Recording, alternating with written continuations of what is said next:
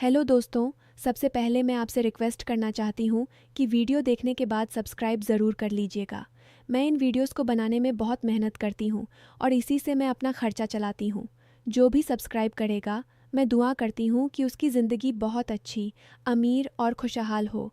Please please subscribe कर लीजिएगा। अब चलिए कहानी की ओर। ये बात है लाहौर के एक छोटे से मोहल्ले की, जहाँ ज़िंदगी की भागदौड़ में लोग एक दूसरे से जुड़े रहते हैं, लेकिन कभी कभी वो जुड़ाव ही मुश्किलें खड़ी कर देता है। यहाँ रहती थी आयशा, एक 24 साल की लड़की जो सुबह सुबह उठकर अपने घर से निकलती और शहर के बीचों बीच एक छोटी सी लाइब्रेरी में काम करती। लाइब्रेरी वो जगह थी जहाँ किताबें ही नहीं, लोगों की कहानियाँ भी छुपी रहती। आयशा का काम था किताबों को संभालना, सदस्यों की मदद करना और कभी कभी बच्चों को कहानियाँ सुनाना।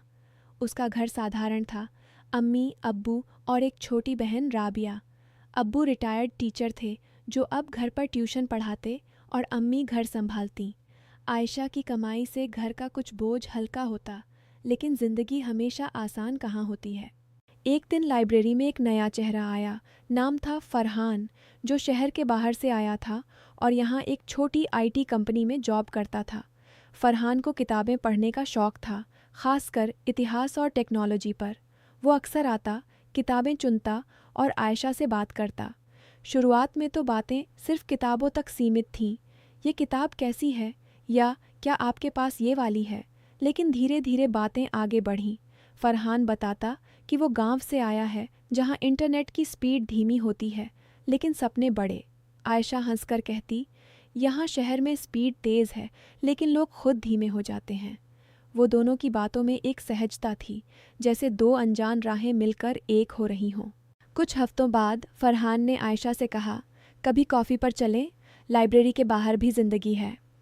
आयशा थोड़ा हिचकिचाई, लेकिन मन में एक हल्की सी उमंग थी। वो घर में बताने से डरती थी, क्योंकि अम्मी हमेशा कहती, बेटी, मोहल्ले की नज़रें तेज़ होती हैं। लेकिन फिर भी एक शाम वो दोनों पास के कैफ़े में मिले। बातें हुईं, फरहान के गांव की, आयशा के बचपन की। फरहान कहता, तुम्हारी मुस्कान में वो शांति है जो मुझे घर की याद दिलाती है। आयशा का दिल धड़का, लेकिन वो बस मुस्कुरा दी। वो दोनों में वो भाव था जो शब्दों से ज़्यादा आंखों में झलकता, सम्मान, थोड़ी सी जलन जब कोई दूसरा सदस्य आयशा से ज़्यादा बात करता, और एक गहरा विश्वास कि ये रिश्ता साफ है। धीरे धीरे मिलना बढ़ा। फरहान आयशा को मैसेज करता, आज की किताब ने क्या सिखाया। आयशा जवाब देती, सिखाया कि ज़िंदगी में वक्त सही होना चाहिए। वो दोनों की बातों में एक भावनात्मक जुड़ाव था। फरहान आयशा की मजबूती से प्रभावित था, कैसे वो घर और काम संभालती है, और आयशा फरहान की महत्वाकांक्षा से। लेकिन ये सब छुपा छुपा था, क्योंकि मोहल्ले में अफवाहें तेज़ फैलतीं। एक दिन फरहान ने कहा, मैं तुम्हें पसंद करता हूँ आयशा। नहीं, वो वाला पसंद नहीं, वो जो दिल को छूता है। आयशा ने आंखें नीची कर लीं, मन में एक मीठा सा दर्द था। फरहान, घर वाले क्या कहेंगे, मैं तैयार नहीं। लेकिन अंदर से वो भी महसूस कर रही थी वो लम्बिंग, वो इंतज़ार अगले मैसेज का। फिर ज़िंदगी ने मोड़ लिया। आयशा की अम्मी की तबीयत अचानक ख़राब हो गई। High blood pressure. डॉक्टर ने कहा, अस्पताल में भर्ती करो। इलाज के लिए पैसे चाहिए थे, करीब 50,000। आयशा की सैलरी कम थी, अब्बू की पेंशन से गुजारा होता। वो परेशान थी, रातों को सो नहीं पाती। फरहान को पता चला तो वो बोला, मैं मदद करूं, मेरे पास कुछ सेविंग्स हैं। आयशा ने मना कर दिया, नहीं, ये हमारा मसला है। लेकिन फरहान ने ज़िद की और एक दिन आयशा को 20,000 ट्रांसफ़र कर दिए। ये उधार है, लौटा देना जब हो सके। आयशा का दिल भर आया, ये विश्वास, ये समर्थन। वो दोनों करीब आ गए, लेकिन सब कुछ साफ, सिर्फ भावनाओं का। आयशा सोचती, काश ज़िंदगी ऐसी ही रहे। लेकिन रियलिटी ने दखल दिया। मोहल्ले में एक लड़की थी, नाम सारा, जो आयशा से जलती थी, क्योंकि एक बार लाइब्रेरी में फरहान ने सारा की बजाय आयशा से ज़्यादा बात की थी। सारा ने देखा कि फरहान और आयशा कैफ़े में मिलते हैं। वो चुप नहीं रही। उसने अपने फ़ोन से एक फ़ोटो ली जहां आयशा और फरहान हंस रहे थे, और उसे एडिट कर दिया, बैकग्राउंड चेंज किया, जैसे वो किसी होटल में हो। फिर वो फ़ोटो मोहल्ले के व्हाट्सएप ग्रुप में डाल दी, कैप्शन के साथ, देखो आयशा क्या कर रही है, इज्जत का क्या? अफवाहें फैल गईं। लोग कहने लगे, वो लड़का कौन है, रात को मिलते हैं। कोई बोला, पैसे के लिए कुछ भी। आयशा के घर में हंगामा मच गया। अब्बू गुस्से में थे। ये क्या सुन रहा हूँ? मोहल्ले वाले क्या कह रहे हैं? अम्मी रो रही थीं। बेटी सच बता। आयशा हैरान थी। वो रोते हुए बोली, अब्बू ये झूठ है, हम सिर्फ बात करते हैं, वो मेरा दोस्त है। लेकिन सबूत? वो फ़ोटो एडिटेड थी, लेकिन लोग मानने को तैयार नहीं। फरहान को भी फ़ोन आए, उसके ऑफिस में अफवाह पहुंची, तेरी गर्लफ्रेंड के चक्कर में इज्जत गई। फरहान ने आयशा को कॉल किया, ये क्या हो रहा है, मैंने कुछ गलत नहीं किया। आयशा का विश्वास डगमगा गया। तुमने किसी को बताया तो नहीं? जलन और शक का बीज बो दिया गया।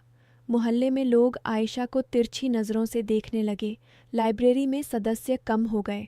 आयशा की नौकरी पर खतरा मंडराने लगा। बॉस ने कहा, रिपुटेशन का सवाल है। सस्पेंस बढ़ता गया। सारा ने और आगे बढ़कर एक ऑडियो क्लिप बनाई। आयशा की आवाज़ एडिट की, जैसे वो फरहान से पैसे मांग रही हो, गलत तरीके से। वो क्लिप अब्बू के फ़ोन पर आई। अब्बू टूट गए। बेटी ये तेरी आवाज़ है? आयशा चीखी, नहीं ये फेक है। लेकिन घर का माहौल ख़राब। अम्मी की तबीयत और बिगड़ी। डॉक्टर ने कहा तनाव से। आयशा खुद को कोसती, क्यों मिली मैं, अब इज्जत गई। फरहान भी परेशान। उसके परिवार को पता चला। वो कहने लगे, ऐसी लड़की से दूर रह। भावनाएं ऊंची थीं। आयशा को फरहान की याद आती, लेकिन रियलिटी में परिवार का दबाव, समाज की नज़रें। वो सोचती, ये प्यार नहीं, बस एक भावना थी, लेकिन अब कीमत चुकानी पड़ रही है। आयशा ने फैसला किया, वो सच सामने लाएगी। उसने एक दोस्त की मदद से उस फोटो और ऑडियो को चेक करवाया। पता चला एडिटिंग सॉफ्टवेयर से बना था। सारा का फ़ोन नंबर ट्रेस हुआ। आयशा ने सारा से मिलकर पूछा, क्यों किया तूने ये? सारा पहले इनकार करती रही, लेकिन जब आयशा ने सबूत दिखाए तो वो रो पड़ी। मैं जलती थी तुमसे। फरहान मुझे पसंद था, लेकिन वो तुम्हारी तरफ देखता था, मैंने गुस्से में किया। सारा को पछतावा हुआ। वो बोली, माफ़ कर दे, मैं ग्रुप में सच बता दूंगी। आयशा ने कहा, पछतावा काफ़ी नहीं, बदलना पड़ेगा। सच सामने आया। सारा ने ग्रुप में माफ़ी मांगी। मैंने झूठ फैलाया, आयशा निर्दोष है। मोहल्ले वाले शर्मिंदा हुए।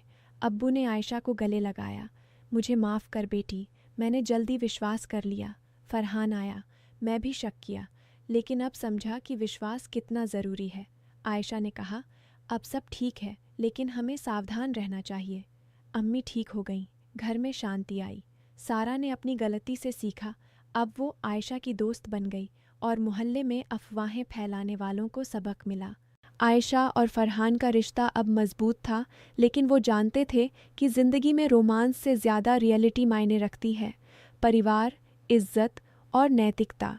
आयशा ने अपनी नौकरी बचाई और फरहान के साथ मिलकर एक छोटा सा कम्युनिटी ग्रुप बनाया, जहां लोग डिजिटल फ्रॉड और अफवाहों से बचने की ट्रेनिंग लेते। सारा भी इसमें शामिल हुई, अपनी गलती को सुधारते हुए। तो दोस्तों, इस कहानी से सीख ये है कि अफवाहें और शक ज़िंदगी को तोड़ सकते हैं, लेकिन सच और पछतावा उसे जोड़ते हैं। जो गलत करता है उसे अपनी गलती माननी चाहिए और बदलना चाहिए। विश्वास टूटे तो बनाना मुश्किल होता है, लेकिन ईमानदारी से सब संभव है। कभी जल्दी निष्कर्ष न निकालें, क्योंकि हर कहानी के पीछे एक सच छुपा होता है। अब तो आप कमेंट में बताएं कि ये कहानी कैसी लगी। लाइक और शेयर ज़रूर करें और चैनल सब्सक्राइब कर लें। धन्यवाद। अब कहानी की बात करते हैं। लाहौर की उन गलियों में जहां पुरानी हवेलियां अब भी अपनी कहानियां छुपाए खड़ी हैं, वहां रहती थी सारा। सारा एक साधारण लड़की थी जो सुबह उठकर अपने छोटे से घर में चाय बनाती, फिर बस पकड़कर ऑफिस जाती। उसका काम था एक छोटी सी मार्केटिंग कंपनी में, जहां वह सोशल मीडिया कैंपेन चलाती थी। जिंदगी उसके लिए बस इतनी थी, घर, ऑफिस और शाम को माँ के साथ बैठकर टीवी देखना। लेकिन एक दिन सब कुछ बदल गया जब ऑफिस में नया लड़का आया। नाम था आदिल। आदिल दिल्ली से आया था ट्रांसफ़र होकर। वह हंसमुख था, हमेशा मुस्कुराता और काम में इतना तेज़ कि सब उसकी तारीफ करते। सारा ने उसे पहले दिन देखा जब वह कॉफ़ी मशीन के पास खड़ा था। कुछ समझ नहीं पा रहा था। भाई, ये मशीन थोड़ी ज़िद्दी है, सारा ने हंसकर कहा और खुद बटन दबाकर उसकी मदद की। आदिल ने शुक्रिया कहा और बस वहीं से बातों का सिलसिला शुरू हो गया। वो दोनों एक ही टीम में थे तो रोज़ मिलना होता। धीरे धीरे सारा को एहसास हुआ कि आदिल से बात करना उसे अच्छा लगता है। वो उसकी बातों में खो जाती। जैसे वो कहता, सारा, तुम्हारी आइडियाज़ में वो जादू है जो मैं कभी सोच भी नहीं पाता। ऐसे शब्द सुनकर सारा का दिल थोड़ा तेज़ धड़कता, लेकिन वो खुद को समझाती कि ये बस दोस्ती है। फिर एक शाम ऑफिस के बाद बारिश हो रही थी। सारा बस स्टॉप पर खड़ी थी, भीग रही थी। आदिल की कार आई। उसने रुककर कहा, अरे चढ़ो ना, ड्रॉप कर दूंगा। सारा हिचकिचाई, लेकिन बारिश तेज़ थी सो चढ़ गई। रास्ते में वो बातें करते रहे। आदिल ने बताया कि वो बचपन में किताबें पढ़ते पढ़ते रात गुजार देता था, और सारा ने शेयर किया कि वो हमेशा से इंडिपेंडेंट रहना चाहती है, घर की जिम्मेदारियां संभालते हुए। उस राइड में सारा को लगा जैसे कोई पुराना दोस्त मिल गया हो। घर पहुंचकर वो सोचती रही। आदिल की मुस्कान याद आती और एक हल्की सी जलन होती जब वो सोचती कि ऑफिस में कोई और लड़की उससे बात कर रही होती। लेकिन ये सब इतना नेचुरल था, जैसे ज़िंदगी में पहली बार कोई ऐसा मिला हो जो उसे समझता हो। धीरे धीरे उनकी बातें फ़ोन पर होने लगीं। शाम को मैसेज आता, क्या कर रही हो, और सारा जवाब देती, बस माँ के साथ डिनर। तुम? वो घंटों चैट करते, कभी काम की बातें, कभी सपनों की। आदिल कहता, सारा, तुम्हारी तरह कोई नहीं, इतनी ईमानदार और मेहनती। सारा को लगता जैसे वो उसके लिए स्पेशल है। एक बार आदिल ने बताया कि उसकी फैमिली दिल्ली में है और वो यहाँ अकेला रहता है, तो सारा को तरस आया। वो सोचती, काश वो उसके लिए कुछ कर पाती। ये भावनाएं इतनी गहरी हो गईं कि सारा रात को सोचती रहती, आदिल के साथ भविष्य कैसा होगा। लेकिन फिर रियलिटी आ जाती। घर में माँ कहती, बेटी अब उम्र हो रही है, शादी के बारे में सोचो। हमारे मोहल्ले में लोग क्या कहेंगे अगर तुम देर से शादी करोगी। सारा जानती थी फैमिली प्रेशर है और उसकी सैलरी इतनी नहीं कि वो बिना सोचे कुछ कर सके। एक दिन ऑफिस पार्टी में आदिल ने सारा को डांस के लिए पूछा। सारा ने मना किया, लेकिन अंदर से खुशी हुई। वो दोनों किनारे पर खड़े बातें करते रहे और सारा को लगा जैसे दुनिया रुक गई हो। लेकिन अगले दिन रियलिटी ने दस्तक दी। सारा की कज़िन ने फ़ोन किया, सारा, तुम्हारा नाम किसी आदिल के साथ जोड़ा जा रहा है, सोशल मीडिया पर लोग बातें कर रहे हैं। सारा चौंकी, क्या? वो जांचने लगी और देखा कि किसी अननोन अकाउंट से मैसेज स्क्रीनशॉट्स शेयर हो रहे थे। वो स्क्रीनशॉट्स जहां सारा और आदिल की बातें थीं, लेकिन एडिटेड, जैसे आदिल का मैसेज रात को याद आती हो, एडिट करके रात को मिलते हैं कर दिया गया। और नीचे कमेंट्स, ये लड़की कैसी है, ऑफिस में ऐसे अफेयर। सारा का दिल बैठ गया। ये अफवाहें फैल रही थीं और लोग सबसे बुरा सोच रहे थे, जैसे वो दोनों कुछ गलत कर रहे हों। लेकिन हकीकत में तो बस बातें थीं, वो भी साफ सुथरी। सारा ने आदिल को बताया। वो भी परेशान हो गया। कौन कर रहा है ये? मैं किसी को नहीं जानता जो ऐसा करे। लेकिन अफवाहें बढ़ती गईं। मोहल्ले में लोग कानाफूसी करने लगे। सारा की इज्जत पर बात आ गई है। सारा की माँ रोने लगी, बेटी अब शादी कौन करेगा, लोग क्या कहेंगे। सारा को लगता जैसे उसकी ज़िंदगी बर्बाद हो गई। काम पर भी प्रेशर। बॉस ने बुलाकर कहा, ऐसी बातें कंपनी की रेपुटेशन ख़राब करती हैं। सारा रोती रहती, सोचती कि आदिल पर भरोसा है, लेकिन ये सब क्यों हो रहा है। फिर एक दिन अननोन नंबर से कॉल आया, तुम्हारे पास वो स्क्रीनशॉट्स हैं, अगर पैसे नहीं दिए तो और फैला दूंगा। सारा समझ गई ये साइबर फ्रॉड है, ब्लैकमेल। लेकिन किसने किया? वो पुलिस जाने से डरती, क्योंकि इज्जत का सवाल था। आदिल ने कहा, सारा हम साथ हैं, मैं जांच करवाता हूँ। लेकिन ट्रस्ट इश्यूज आ गए। सारा सोचती, कहीं आदिल ने ही तो नहीं, वो ऐसा नहीं कर सकता। लेकिन जलन और शक का बीज बो दिया गया। फिर एक शाम सारा की पुरानी दोस्त नादिया मिली, जो ऑफिस में ही थी। नादिया ने कबूल किया, सारा, मैंने किया।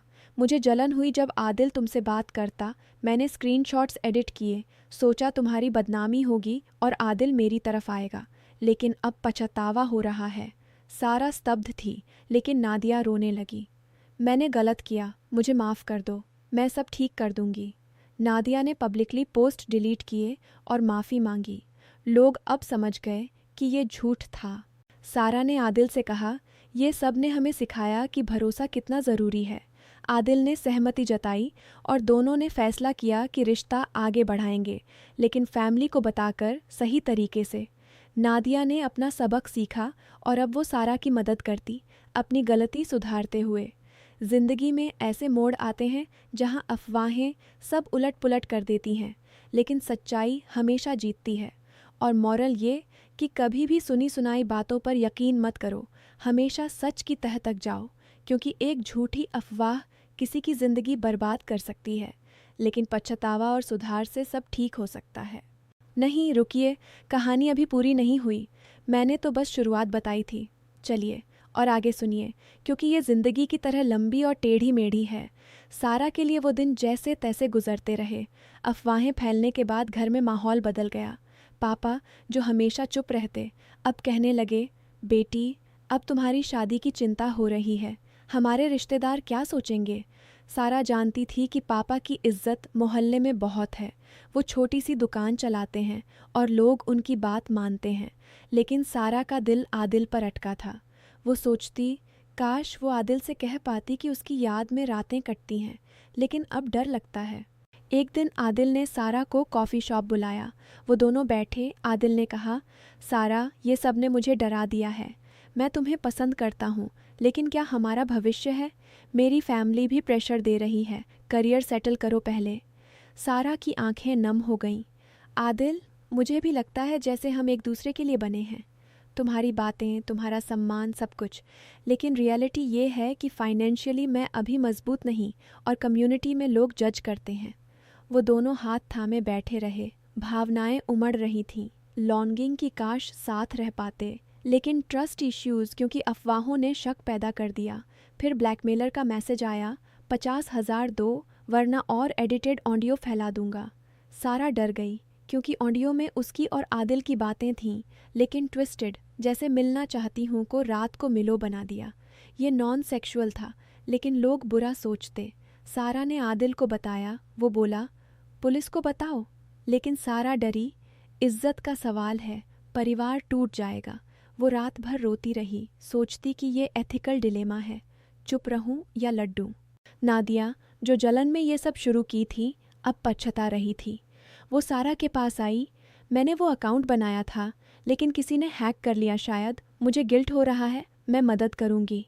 नादिया ने अपने दोस्तों से पता लगाया और पता चला कि एक पुराना कॉलीग जो आदिल से जलता था ने ये फेक प्रूफ बनाए। वो आदिल की प्रमोशन से जलता था, सो बदला ले रहा था। नादिया ने उसे कॉन्फ्रंट किया और वो लड़का, नाम था राहिल, रोने लगा। मैंने गुस्से में किया, लेकिन अब अफसोस है, मैंने सोचा नहीं कि इतना नुकसान होगा। राहिल ने माफ़ी मांगी और ख़ुद पुलिस में जाकर कबूल किया। सारा और आदिल ने राहत की सांस ली, परिवार को सब बताया और धीरे धीरे चीज़ें नॉर्मल हुईं। सारा ने आदिल से कहा, ये सब ने हमें मजबूत बनाया। आदिल ने जवाब दिया, हाँ, अब हम जानते हैं कि रिश्ते में कम्युनिकेशन कितना ज़रूरी है। नादिया और राहिल दोनों ने अपनी गलतियाँ सुधारी। नादिया अब सारा की बेस्ट फ्रेंड बन गई और राहिल ने जॉब छोड़कर नई शुरुआत की, जहां वो ईमानदारी से काम करता। ज़िंदगी में ऐसे पल आते हैं जहां रोमांस की मिठास रियलिटी की कड़वाहट से टकराती है, लेकिन अगर भरोसा और सच्चाई हो तो सब गुजर जाता है। और सबक ये कि अफवाहें फैलाना आसान है, लेकिन उसका असर किसी की ज़िंदगी पर कितना गहरा होता है, ये सोचो। हमेशा फैक्ट चेक करो और गलती होने पर पछतावा करके सुधारो, क्योंकि वो ही इंसानियत है। अभी भी कहानी बाकी है, क्योंकि ज़िंदगी एक दिन में ख़त्म नहीं होती। सारा अब ऑफिस में वापस थी, लेकिन मन में वो भावनाएं अब भी थीं। आदिल के साथ अब बातें और गहरी हो गईं।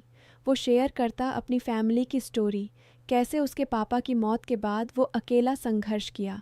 सारा सोचती, कितना रिस्पेक्ट है उसके लिए, वो इतना स्ट्रांग है।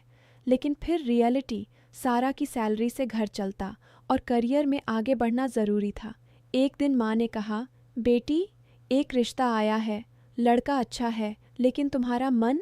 सारा ने बताया आदिल के बारे में। माँ चौंकी, लेकिन कम्युनिटी क्या कहेगी, वो दूसरे शहर से है। सारा ने समझाया, लेकिन प्रेशर बढ़ता गया। ब्लैकमेल का केस सॉल्व हो गया, राहिल को वार्निंग मिली और वो अब रिफॉर्म हो गया, लोगों से माफ़ी मांगता। लेकिन अब नई समस्या, सारा को मेडिकल इमरजेंसी, उसकी माँ को हार्ट प्रॉब्लम और फाइनेंशियल क्राइसिस। आदिल ने मदद की, पैसे दिए बिना बताए, लेकिन सारा को पता चला तो ट्रस्ट इश्यू। फिर क्यों किया? मैं खुद संभाल सकती हूँ, आदिल ने कहा। क्योंकि मैं केयर करता हूँ, लेकिन ये लोन है, वापस कर देना।